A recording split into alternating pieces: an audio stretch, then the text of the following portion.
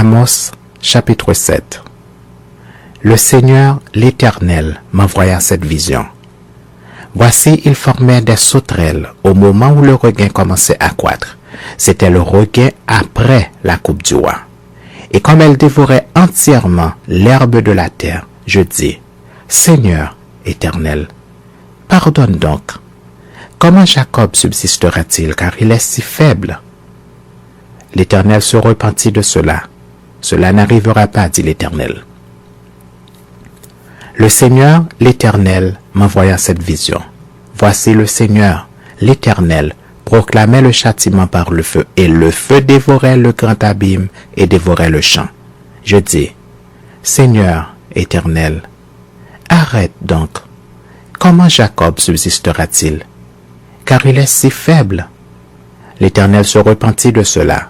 Cela non plus n'arrivera pas, dit le Seigneur, l'Éternel. Il m'envoya cette vision. Voici, le Seigneur se tenait sur un mur tiré au cordeau, et il avait un niveau dans la main. L'Éternel me dit, « Que vois-tu, Amos ?» Je répondis, « Un niveau. » Et le Seigneur dit, « Je mettrai le niveau au milieu de mon peuple d'Israël, je ne lui pardonnerai plus. Les hauts lieux d'Isaac seront ravagés, les sanctuaires d'Israël seront détruits, et je me lèverai contre la maison de Jéroboam avec l'épée. » Alors, Amathia, prêtre de Béthel, fit dire à Jéroboam, roi d'Israël, « Amos conspire contre toi au milieu de la maison d'Israël. Le pays ne peut supporter toutes ces paroles. Car voici ce que dit Amos. Jéroboam mourra par l'épée et Israël sera emmené captif loin de son pays. » Et Amathia dit à Amos, « Homme à vision, va-t'en, fuis dans le pays de Juda, mange-y ton pain et là tu prophétiseras.